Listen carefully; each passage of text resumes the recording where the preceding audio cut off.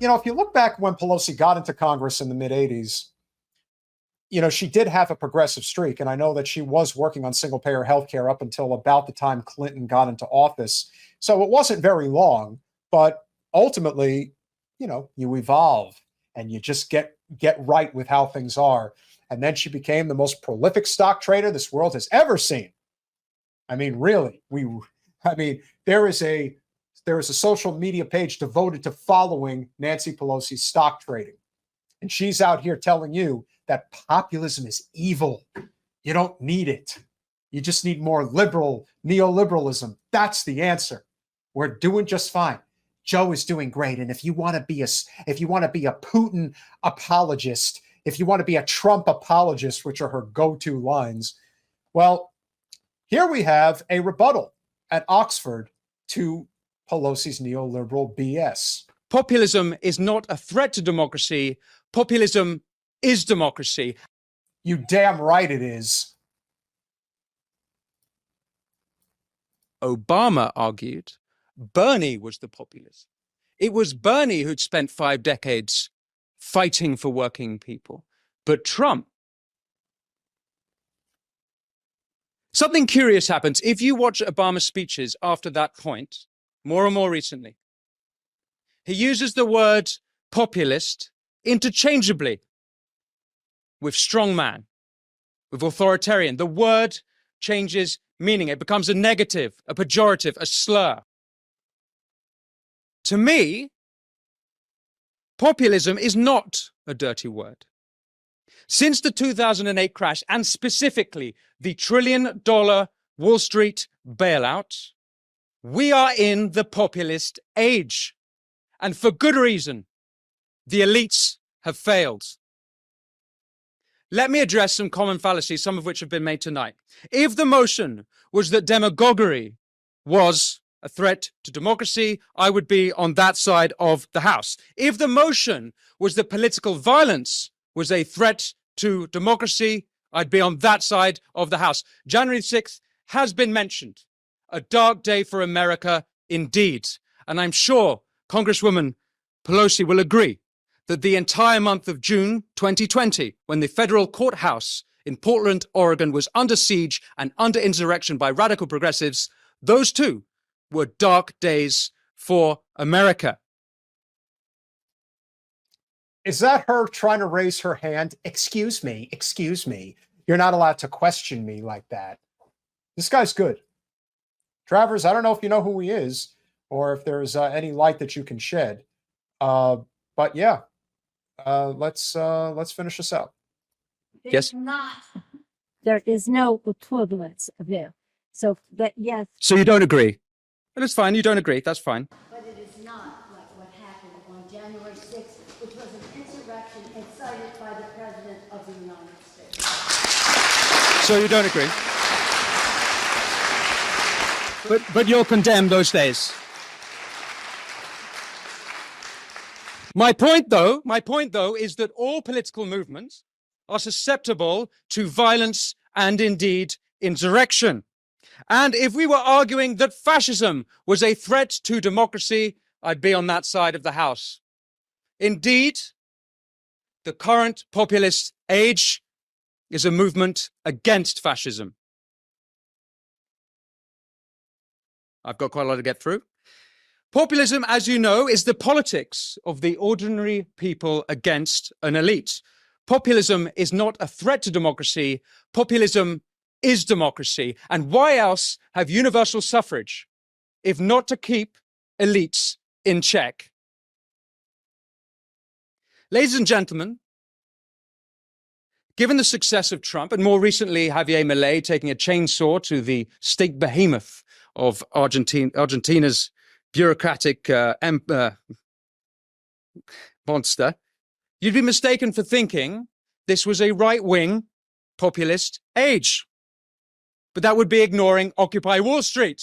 That would be ignoring Jeremy Corbyn's for the many, not the few. That would be ignoring Bernie against the billionaires, RFK Jr. against Big Pharma, and more recently, George Galloway against his better judgment. Now, Very good. Very well done. I believe you gave me the full commentary, Colin. This isn't even cut down in any way, but I do like this guy. He really is an effective orator and is getting his point across in a very effective way. And believe me, it takes a lot to do this in front of Pelosi, and I'm sure that it's very cathartic that he's on a roll right now and able to do so. All of them, including Galloway, recognize genuine concerns of ordinary people being otherwise ignored by the establishment.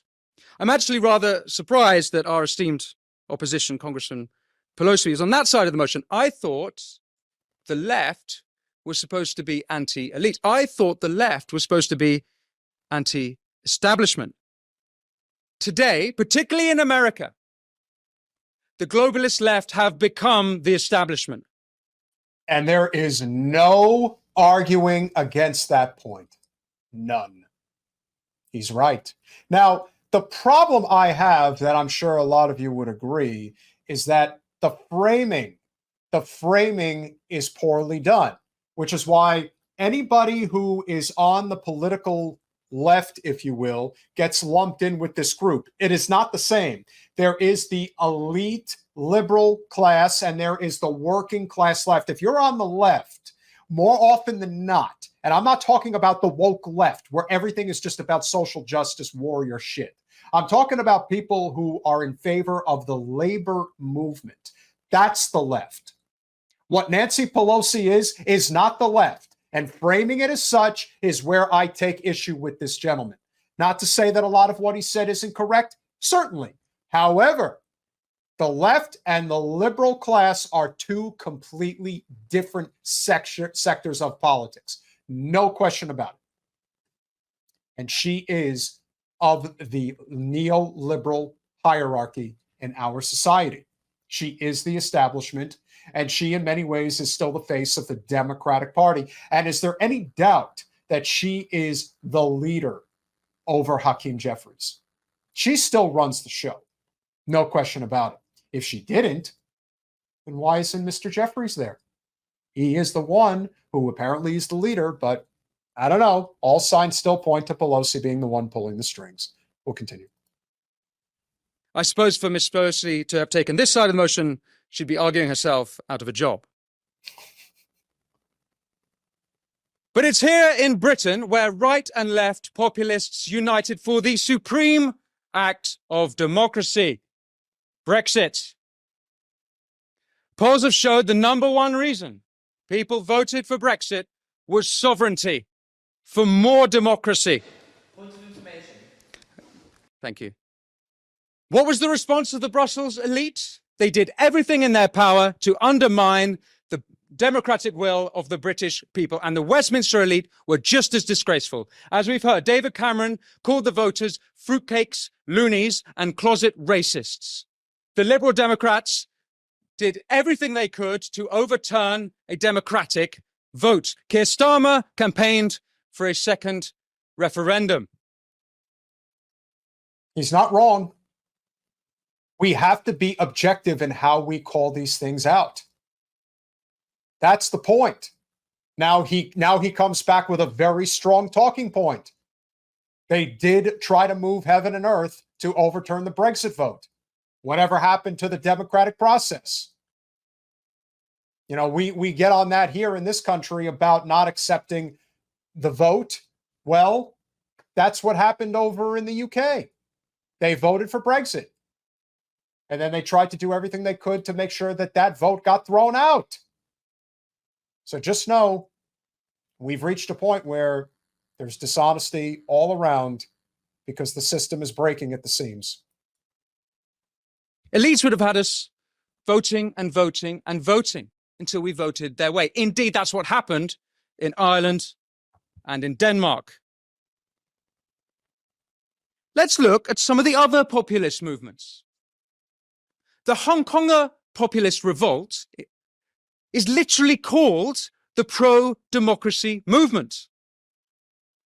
The farmer revolts from Netherlands to Germany, France, Greece to Sri Lanka, farmers are taking their tractors to the road to protest ESG policy that's floated down to us from those all-knowing, infallible elites of Davos.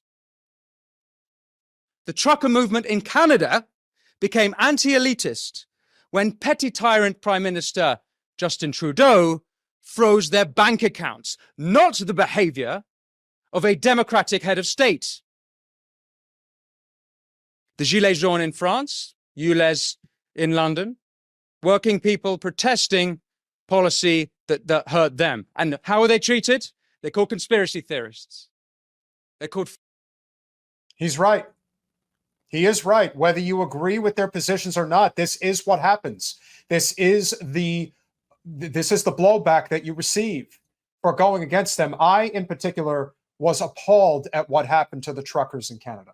That was absolutely out of bounds, insane in terms of what they were willing to do to try to force the vaccine mandate.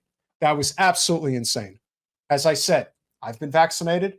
You will never hear me support a mandate. No freaking chance. And the lengths that they went to force them to do it by stealing their money. This is how these movements, and in many ways, as I always like to point out, this is the alternate timeline. It's like Back to the Future 2. This is the Biff Tannen timeline that we have ended up in because of what happened to Bernie Sanders in 2016. If Bernie Sanders had become president instead of Donald Trump, I'm not saying all the problems would have been solved. They wouldn't have been. But you better believe we would have been on the right trajectory towards a left populist movement of finally fighting back against the corporate establishment. And instead, because that was a rigged election against Bernie Sanders, you got Donald Trump. And now we're I don't know how bad this is going to get before things finally change. But my goodness, he's bringing up all the points that would be made right now by a Bernie Sanders left coalition if they were in power. And so many of those working class people who would never cede their support to somebody like Hillary Clinton or Joe Biden found their way over to Donald Trump. Right or wrong, that is what happened. We will continue. Far right. By the mayor as well. Ladies and gentlemen, populism is the voice of the voiceless. The real threat to democracy is from the elites. Now, don't get me wrong. We need elites. If President Biden has shown us anything, we need someone to run the countries. When the president has severe dementia, it's not just America that crumbles, the whole world burns. But let's examine the elites. European corporations spend over 1 billion euros a year lobbying Brussels. US corporations spend over $2 billion a year lobbying in DC. 2/3 of Congress receive funding from pharmaceutical companies. Pfizer alone spent $11 million in 2021. They made over $10 billion in profit. No wonder then that 66% of Americans think the economy is rigged against them for the rich and the powerful. And by the way, we used to have a word for when big business and big government were in cahoots. And I think any students here of early 20th century Italian history know what I'm talking about. Fascism. What about big tech? Throughout the pandemic, Biden's team, the FBI, and the Department of Homeland Security colluded with big tech in censoring dissenting voices, not kooky conspiracy theorists. People like Dr. Jay Bhattacharya, the Stanford epidemiologist. People like Harvard scientist Martin Kulldorff. People spreading true information, not misinformation, true information at odds with the government narrative. Need I remind you, democracy without free speech is not democracy. And we are losing our free speech rights all day, every day, which is why we have spoken up very loudly and concisely and prophetically in support of Julian Assange and Edward Snowden and many others.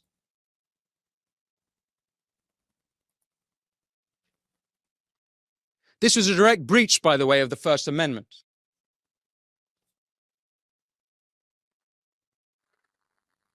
Before COVID, intelligence services colluded with big tech to have Trump suspended off Twitter. Yes, the same platform which hosted the Taliban and Ayatollah deaf to Israel Khomeini, they thought the president crossed the line when he tweeted on Jan 6th, quote, "Remain peaceful, no violence, respect the law and our great men and women in blue." That's a quote. You may be thinking now that Trump is a populist. You are right. He didn't accept the 2020 elections, and he should have. So should Hillary in 2016, so should Brussels, and so should Westminster in 2016, and so too should Congresswoman Pelosi, instead of saying the 2016 election was, quote, hijacked. Oh, right in the gut, right in the gut. And you know she is fuming listening to this peasant peon speak to the queen in such a way. Oh, there is no way that she isn't like, deal with this man, deal with him. How dare, it's like a Mr. Burns moment. It's like, oh, he's going to get his. Quote, hijacked. Thank you.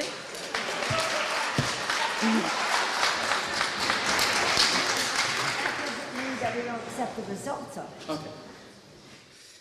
What about the mainstream media? Let me read you some mainstream media headlines. The New Yorker, the day before the 2016 election. The case against democracy. The Washington Post, the day after the election. The problem with our government is democracy. The LA Times, June 2017. The British election is a reminder of the perils of too much democracy. Vox, June 2017. The two eminent political scientists say the problem with democracy is voters. New York Times, June 2017. The problem with participatory democracy is the participants. Mainstream media elites are part of a class who don't just disdain populism, they disdain the people. If the Democrats had put half their energy into delivering for the people, Trump wouldn't even have a chance in 2024. He shouldn't have a chance. You've had power for 4 years. From the fabricated Steele dossier to trying to take him off the ballot in both Maine and Colorado, the Democrats are the anti-Democrat party. All we need now is the Republicans to come out as the pro-monarchist party. He is really, really good. Really good. Got to get his name. Got to see if I can try to get him on this podcast. That's the next move.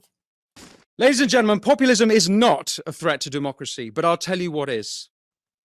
It's elites ordering social media to censor political opponents. It's police shutting down dissenters, be it anti-monarchists in this country or gender-critical voices here, or last week in Brussels, the National Conservative movement. I'll tell you what is a threat to democracy. It's Brussels, DC, Westminster, the mainstream media, big tech, big pharma, corporate collusion, and the Davos cronies. The threat to democracy comes from those who write off ordinary people as deplorable. The threat to democracy comes from those who smear working people as racists. The threat to democracy comes from those who write off working people as populists. And I'll say one last thing. This populist age can be brought to an end at the snap of a finger. All that needs to be done is for elites to start listening to, respecting, and, God forbid, working for ordinary people. Thank you.